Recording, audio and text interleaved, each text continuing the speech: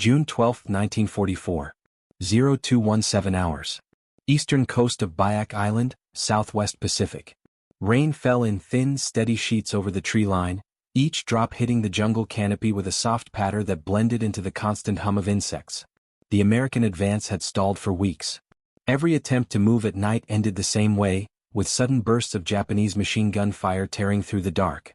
Sentries positioned along the coral ridges and swamp edges detected movement long before any patrol reached striking distance. It did not matter how slow a man crawled, how carefully he stepped, or how tightly he clenched his gear. Something always gave them away. A snapped twig. A shift in wet mud. The faint clack of a buckle. The cost in casualties grew with each attempt, and frustration spread through the ranks. Private Thomas Miller watched it all with quiet eyes. He stood in the shadow of a banyan tree, water pooling around his boots. He was 22 years old, lean and sharp-faced. Before the war he lived in the Louisiana bayou, where days were spent trapping along narrow waterways thick with reeds and soft mud. Silence mattered there. A hunter survived only by learning exactly how the world sounded when nothing human moved through it. He knew the tone of wind passing through dry stalks, the shift of an egret stepping through water, and the faint scrape of a mink slipping across roots. He learned early that stealth was never about forcing quiet. It was about matching the natural environment so closely that any added movement dissolved into the existing soundscape. The Pacific was different, but not completely. The jungle was loud in its own way. Cicadas droned. Frogs croaked. Wind pushed the tall river reeds into waves. But every sound followed a pattern. Miller noticed how each attempt at night infiltration broke that pattern. Boots struck mud at a rhythm the jungle never produced. Canteens tapped with a metallic click that did not belong. Even men breathing together in fear created a low collective hum. Japanese sentries had learned to track this. They relied less on sight and more on sound, letting the natural noise of the environment expose anything foreign. A platoon could be 100 meters away, but if one soldier shifted the wrong way, the enemy reacted instantly. For most men, the jungle was a sensory overload. For Miller, it was a language he could understand. The 34th Regiment held a thin perimeter along the wetter parts of the eastern ridge. Their next objective was a fortified Japanese holdout near a swamp basin known as Point Kurisu. High ground, interlocking fields of fire, and a network of dug-in bunkers made the position nearly impossible to approach in daylight. Command wanted a flanking attack from the swamp side. They needed one platoon to move through the marsh at night, cross a flooded channel 70 meters wide, and hit the first bunker at dawn. 3 attempts had already failed. The first ended with the lead scout shot through the helmet before he took his 10th step into the basin. The second saw the platoon cut down before they reached the water. The third never reached the tree line. Sentries heard their movement from almost 80 meters. Officers blamed nerves, training, and discipline. Miller understood the real cause. Men tried to be silent in a place where silence never existed. Their attempts at absolute quiet made their movement unnatural. The jungle reacted to them. 2 days before the scheduled 4th attempt, Miller experimented with a handful of river reeds pulled from the mud. He held them close to his ear, listening to how they moved in the breeze. Their rustle was soft and irregular. He scraped them lightly against his boot sole. The sound blended into the natural chorus around him.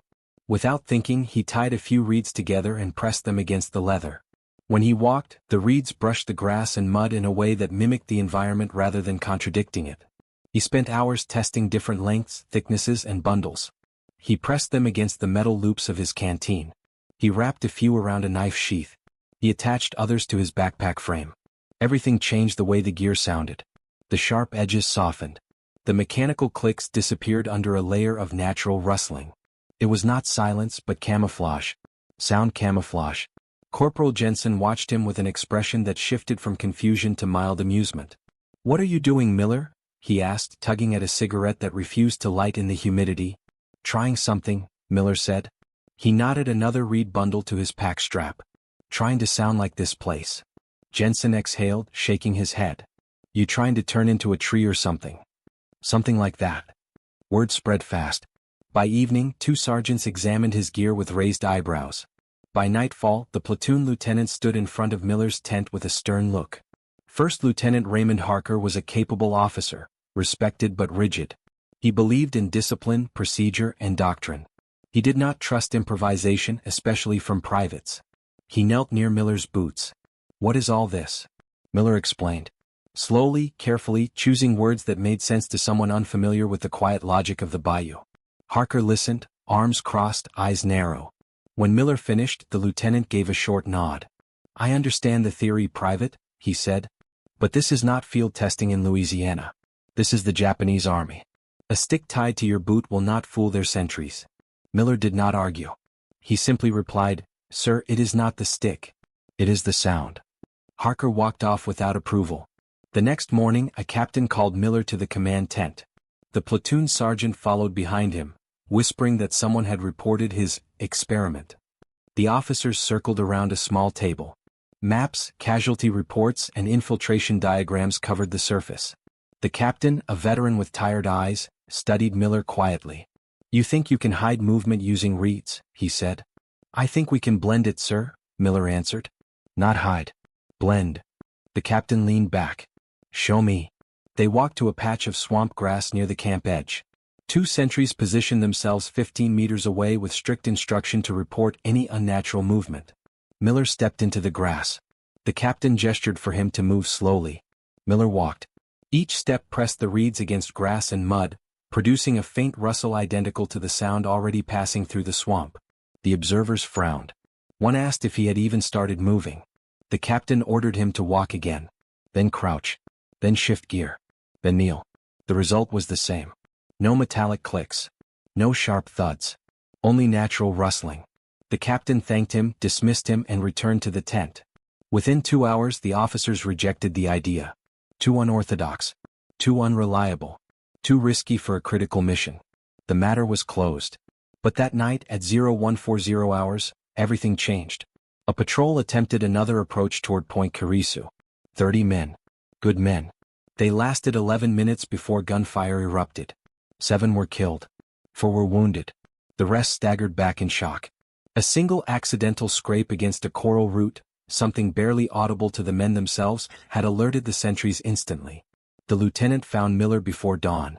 There was no anger in his face now. Only desperation. "Miller," he said. "Get your reeds. We tried your way." June 14, 1944. 1925 hours.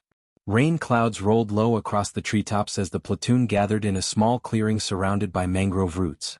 The ground smelled of wet soil and decaying leaves. Mosquitoes hovered in dense clouds. The men stood in a half-circle around Private Miller, watching his hands move through a pile of reeds stacked beside a wooden crate. The lieutenant had given him full authority to prepare the platoon for the night infiltration. No one protested. The battleground had swallowed too many patrols already. Every man understood that if this attempt failed, the next morning's assault would cost dozens of lives. Miller worked quickly.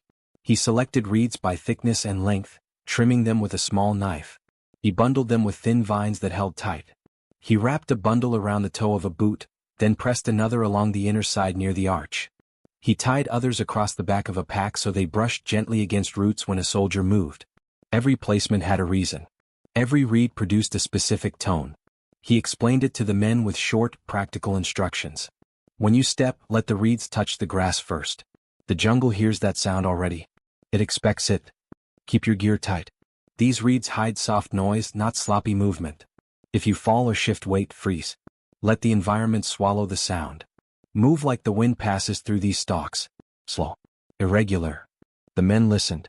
Some skeptical. Some curious. All desperate. Corporal Jensen inspected the reeds tied to his boots. "Feels like you turned me into a swamp scarecrow," he muttered. Miller adjusted one of the bundles. "Scarecrows scare birds. You want to be the bird." Jensen snorted but nodded. The platoon practiced in the clearing. 10 meters. Then 20. Then through thicker mud. The lieutenant stood with 2 sergeants, listening. They expected to hear 30 men stumbling through the swamp. They heard almost nothing. Only the same irregular rustling the wind made when it brushed through the grass. By 2,100 hours, each man carried the reed sound mask. Boots, canteens, rifles, packs. Everything softened. Everything disguised. The lieutenant outlined the route on a dim lantern map. The platoon formed 2 columns. Rifles were checked. Knives sharpened. No man spoke above a whisper. There was no motivation speech, no last-minute encouragement. Only grim focus. At 2,210 hours, they moved into the swamp. The first 100 meters were unforgiving. Roots twisted under the mud. vine snag straps, water-soaked uniforms to the chest. Yet the platoon advanced in near-perfect silence. The reeds brushed against leaves and stems with soft, natural tones. The jungle accepted their presence. Miller led point, eyes scanning the shadows. He knew how sound behaved in thick vegetation. He sensed how the reeds blended with the natural rustle. He could feel the difference between a human step and a natural shift in the swamp. The platoon behind him moved carefully, following his pace. The air grew thicker as they approached the flooded channel.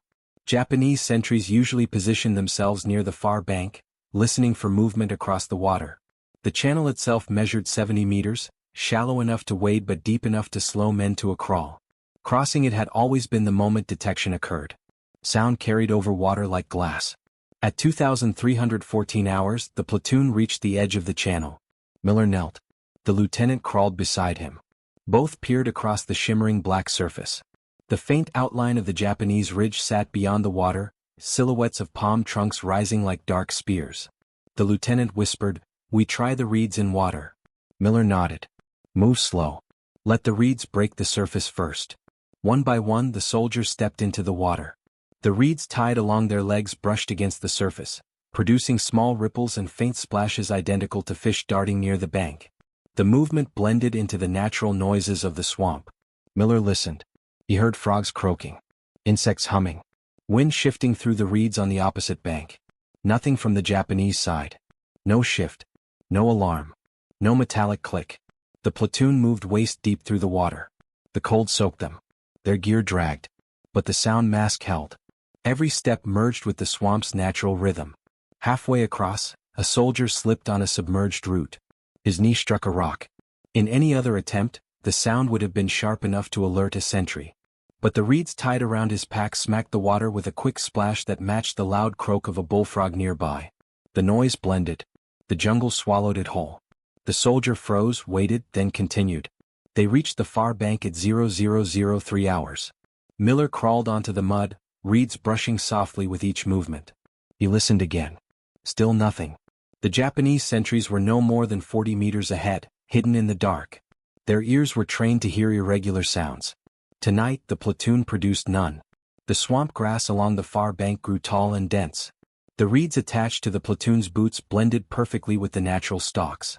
Even when dozens of men crawled through the brush, the noise resembled nothing more than wind brushing through vegetation.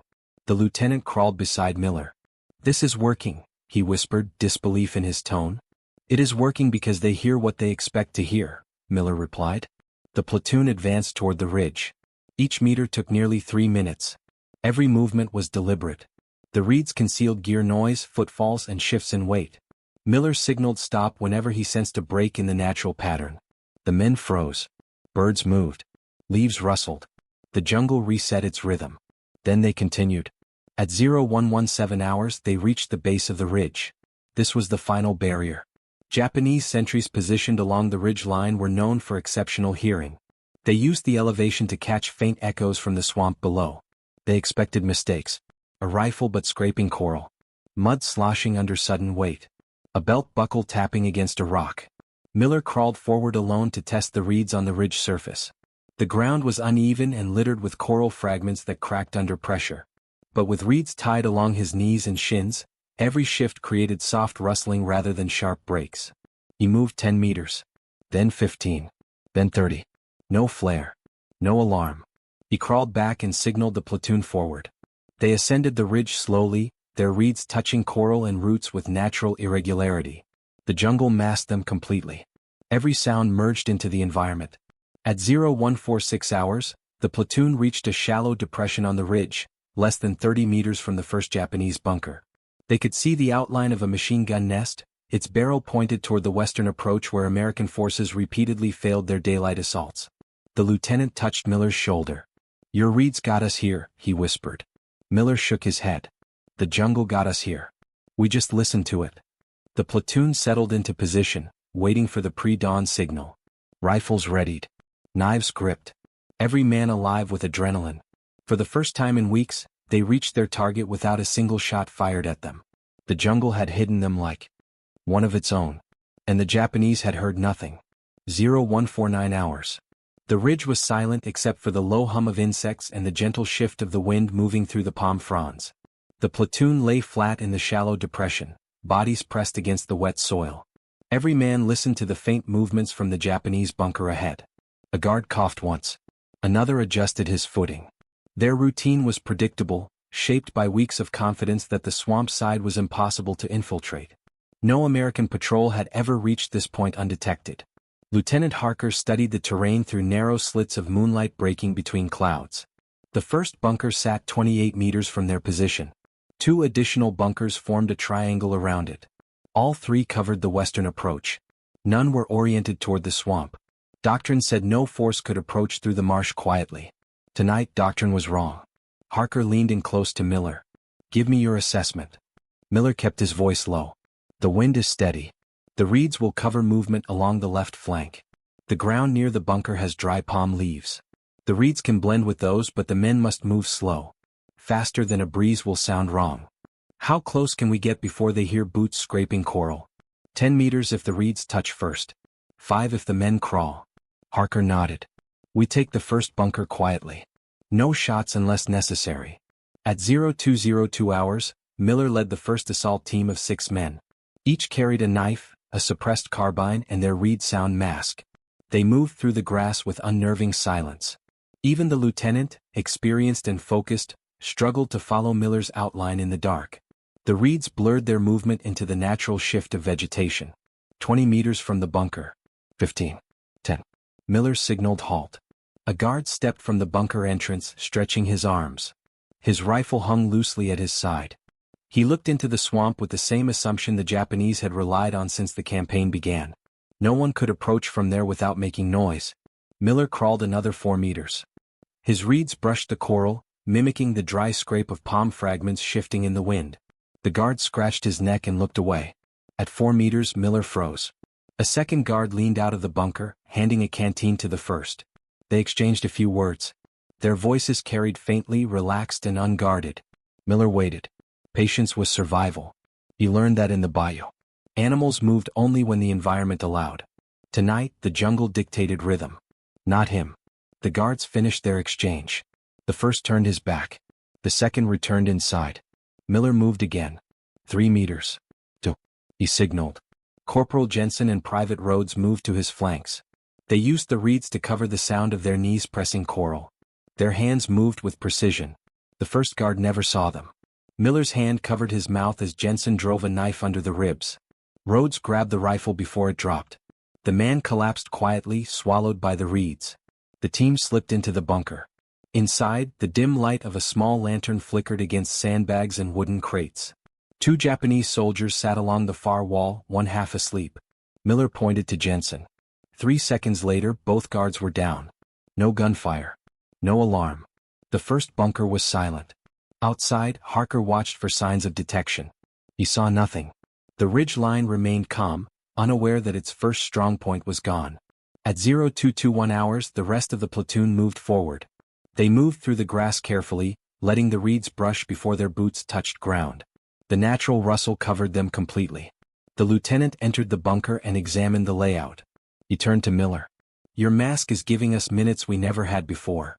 Miller replied, "Minutes become victories, sir." Harker pointed at the second bunker. "We take that one before they notice this one has gone quiet." The second bunker sat 35 meters up the ridge, partially shielded by thick brush. The terrain was rougher.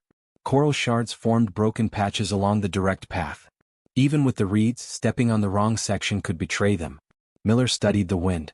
Its direction remained steady, blowing from the ridge toward the swamp. That helped. The reeds would move naturally. The assault team of 8 men crawled forward. Miller mapped the route mentally, choosing places where reeds could brush against grass instead of coral. He raised his hand often, halting the column whenever he sensed a shift in the natural soundscape. The men followed him with complete trust now. 20 meters from the second bunker, they heard voices. 3 Japanese soldiers spoke in low tones, likely discussing routine matters. One sat outside on a wooden crate, smoking. His rifle leaned against the bunker entrance. Miller waited until a gust of wind passed. He moved during the wind. The reeds brushed the grass in perfect synchrony. The smoking guard looked toward the swamp but saw nothing. 15 meters. 10. Miller signaled a wide flank.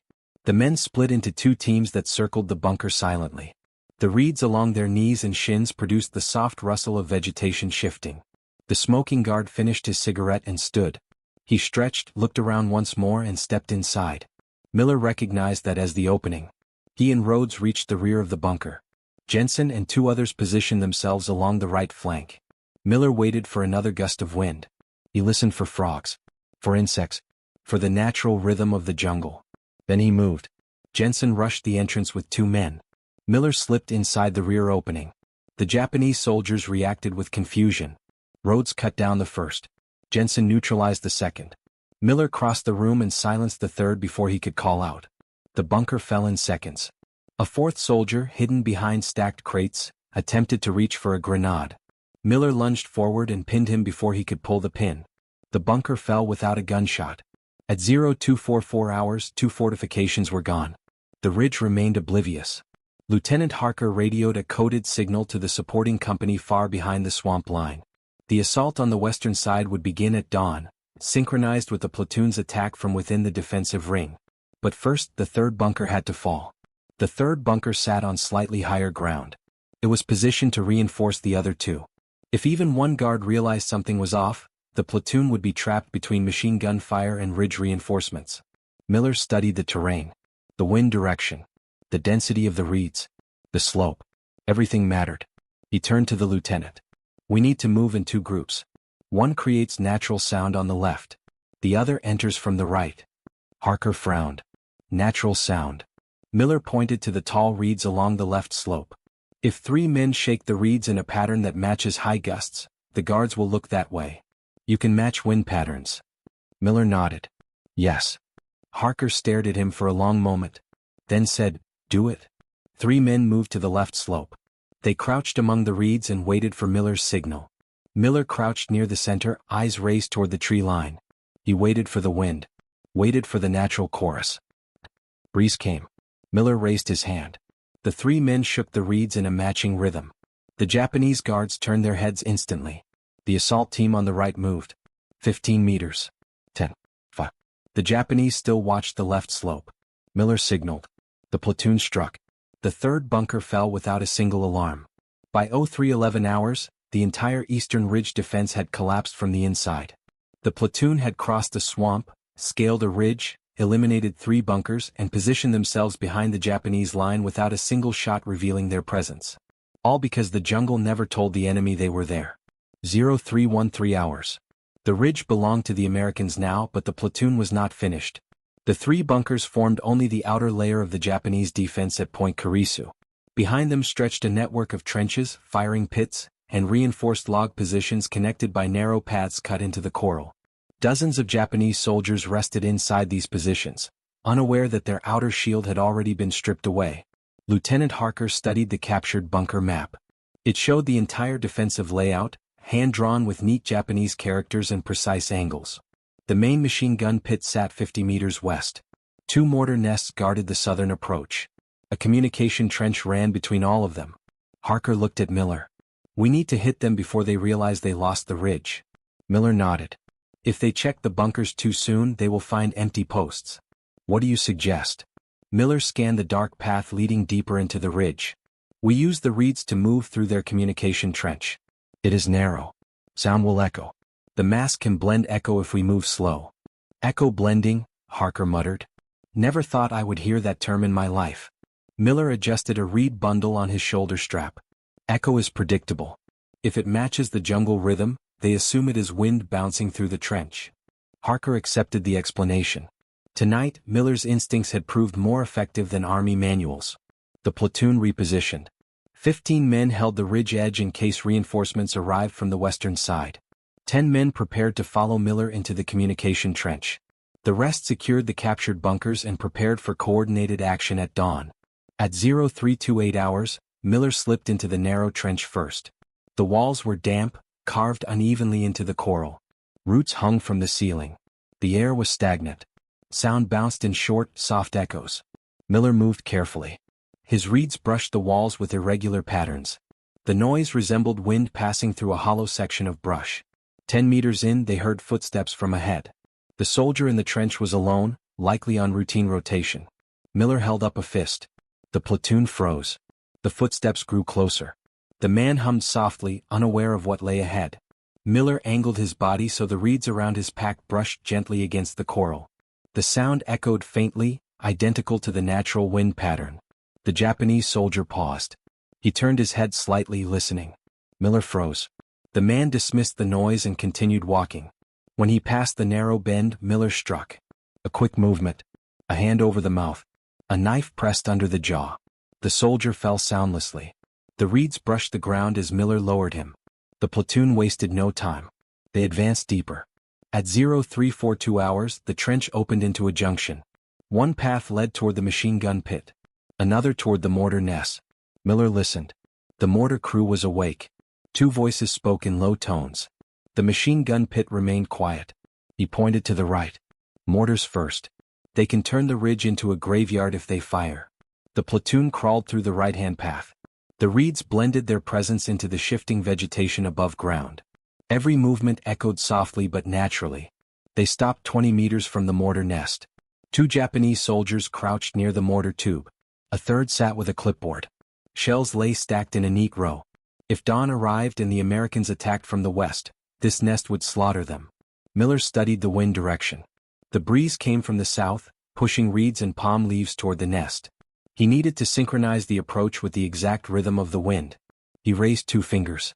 On the next gust, the reeds around his legs brushed the trench wall. The men behind him moved at the same pace.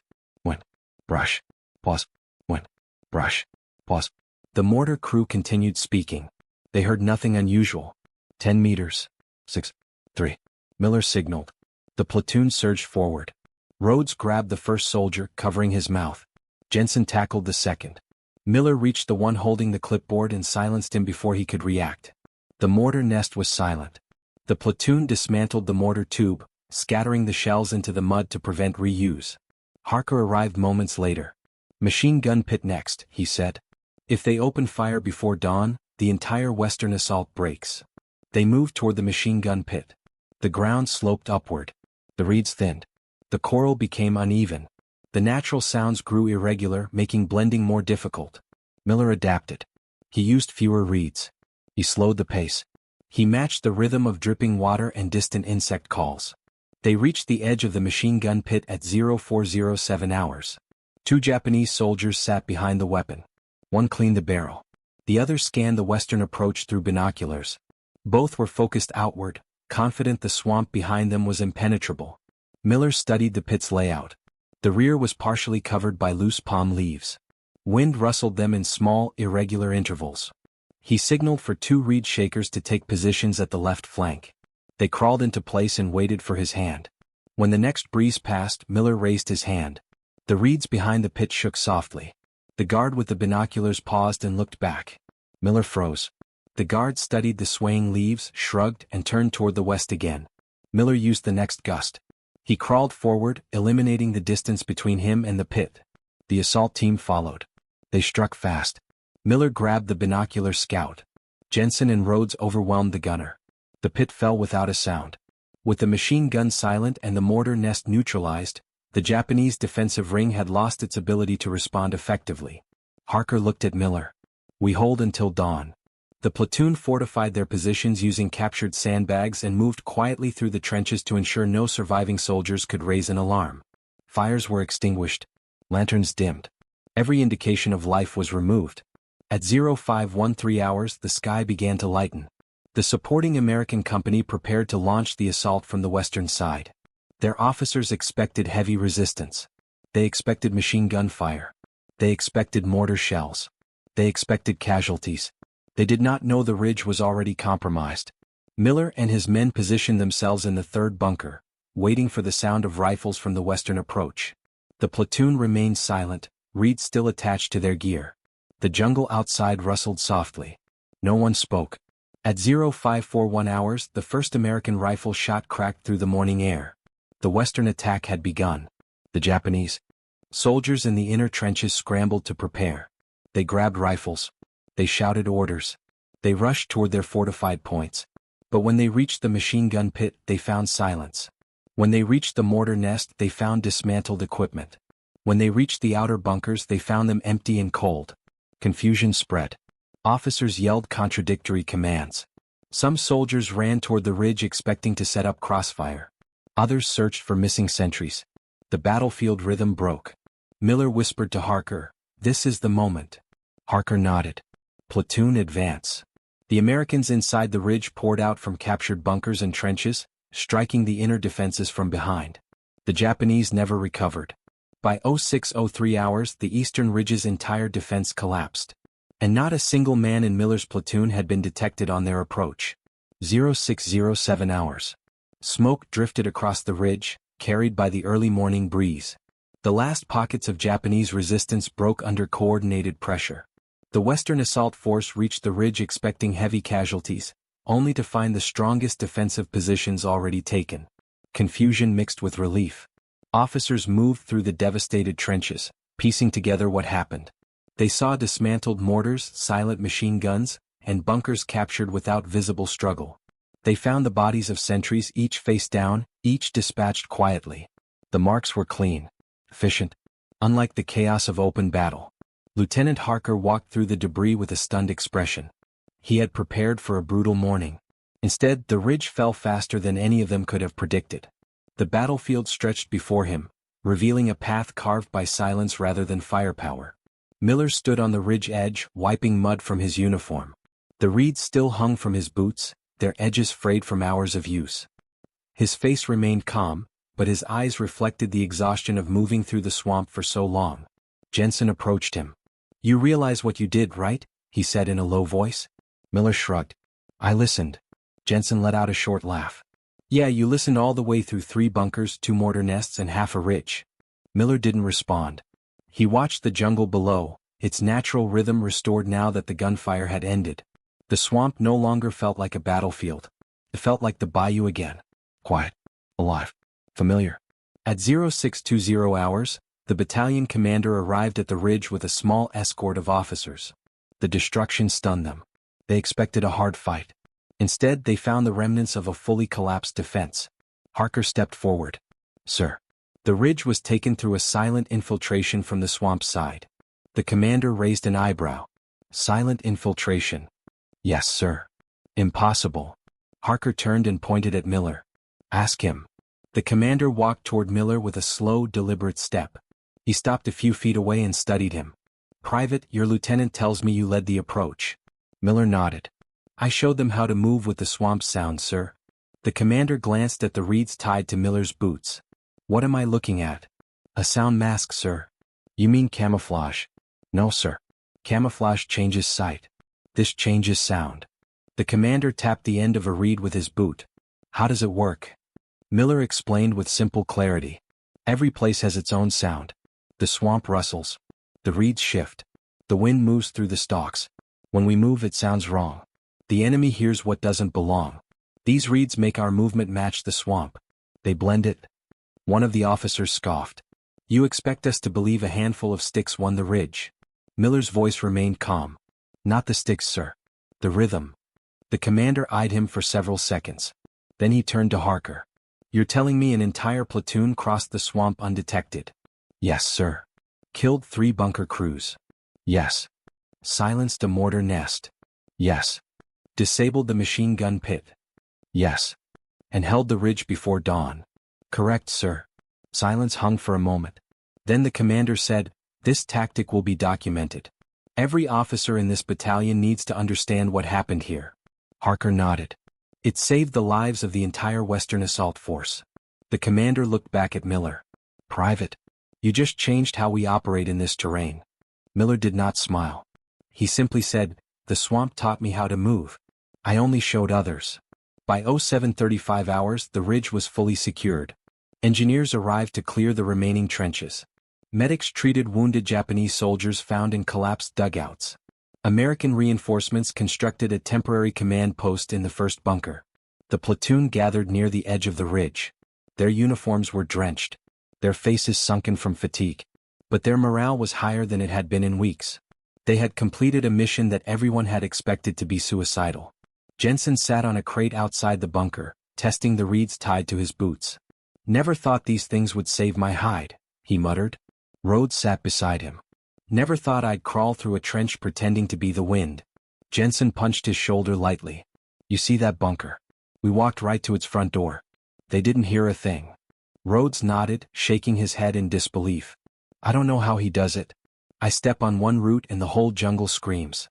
Miller heard them but said nothing. He sat on a rock near the bunker entrance, cleaning mud from his knife.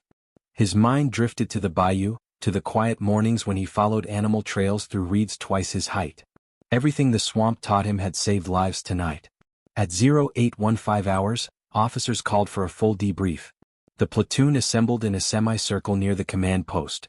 The battalion operations officer, clipboard in hand, asked them to recount the infiltration step by step. The men described the reed preparation, the swamp crossing, the ridge climb, the silent takedowns, and the synchronized distractions. The officer documented every detail, from the angle of approach to the timing of the wind gusts. When it was Miller's turn, he spoke with the same calm precision. He explained the concept of sound blending, the importance of rhythm, and the way the reeds altered the acoustic signature of human movement. The officer scribbled notes rapidly, occasionally looking up with an expression of disbelief. You're telling me you identified each sound pattern by ear, he said. Yes, sir. And adjusted the team's movement speed with hand signals. Yes. And modified the reed bundles depending on terrain. Yes. The officer leaned back. You realize this is not standard doctrine. Miller replied, doctrine should match the land. At 0940 hours the debrief ended. The officers had enough information to file a report with division headquarters. They expected the tactic to be considered unconventional, possibly even dismissed as anecdotal. But the outcome at Point Karisu could not be ignored. By midday word spread across the regiment. The swamp infiltration had succeeded. The reeds had worked. A platoon had moved through enemy territory as silently as the jungle itself. Soldiers from other companies approached Miller with questions. How many reeds? What length? Where to tie them? How to match wind rhythm? Miller answered quietly.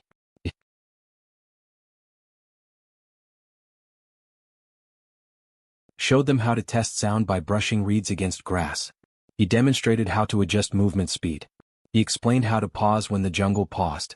He did not speak like an inventor. He spoke like a man sharing something obvious. The river reed sound mask eventually saw limited use. Only certain terrains supported it. Only certain operations needed it. And very few soldiers possessed Miller's instinctive ear for natural rhythm. But in the months that followed, small teams in the Pacific adopted versions of it for reconnaissance and night movement. Reports documented reduced detection rates. Some patrols called it bayou stealth. Others called it reed walking. The name never mattered. What mattered was that it saved lives. Private Thomas Miller finished the war with little recognition. No medals beyond the standard service awards. His tactic remained mostly unknown outside the units that witnessed it. The official record mentioned the success at Point Karisu, but the role of the reed mask was buried in footnotes. After the war he returned to Louisiana. He lived quietly near the water, trapping and fishing. Those who knew him said he still walked with the same soft steps he used in the bayou. He never spoke much about the war. When he did, he mentioned only the men who didn't return. He never called himself an innovator. He never sought credit. But on one humid night in 1944, on a swamp ridge in the Pacific, his understanding of the land protected an entire platoon and reshaped a battlefield that should have taken countless lives. The jungle remembered the silence. And the soldiers who survived remembered the man who listened well enough to move like the world around him.